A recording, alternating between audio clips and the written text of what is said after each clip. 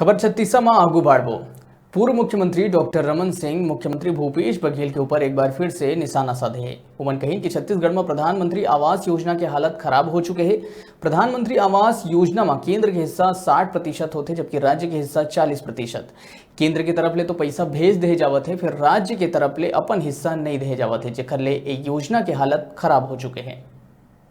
प्रधानमंत्री नरेंद्र मोदी जी ने देश के गरीबों के लिए, वो चाहे शहरी क्षेत्र के हो या ग्रामीण क्षेत्र के लिए, एक अद्भुत योजना बनाई है और उस योजना का नाम है प्रधानमंत्री आवास योजना, जिसमें गरीब लोगों को पक्का छत मिले।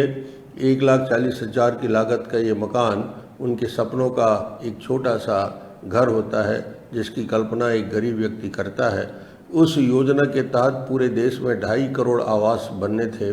छत्तीसगढ़ में शहरी और ग्रामीण क्षेत्र मिलाकर 8 लाख आवास की मंजूरी भी दी गई, मगर इस योजना का सरकार बदलते ही सबसे बुरा असर हुआ है।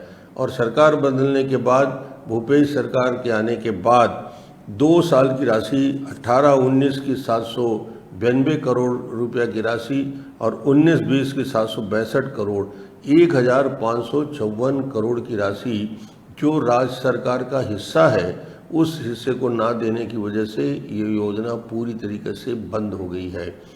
इस योजना में 60-40 का रेशो रहता है, यानी 60% पैसा केंद्र सरकार से मिलता है, 40% राज्य सरकार को लगाना पड़ता है।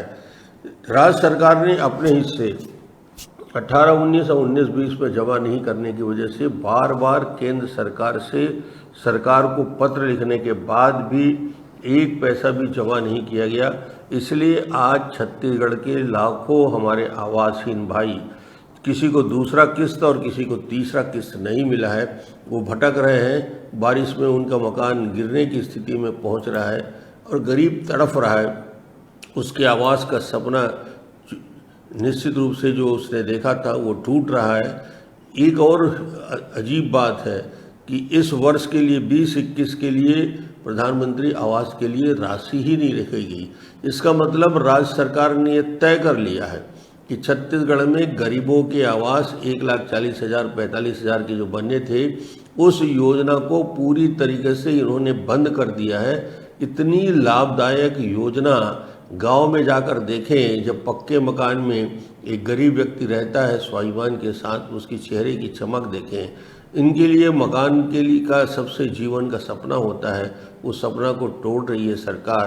तो इसके लिए निश्चित रूप से मैं कहूँगा, मैं एक पत्र माननीय मुख्यमंत्री जी को लिख रहा हूँ। भूपेश जी भी बहुत प्रधानमंत्री को पत्र लिखते हैं, मगर केंद्र सरकार से जो पत्र आता है उसका जवाब तो दें कि प्रधानमंत्री आवास योजना वो बंद कर रहे हैं या पूरी तरीके से उन्होंने बंद करने का निर्णय ले लिया है।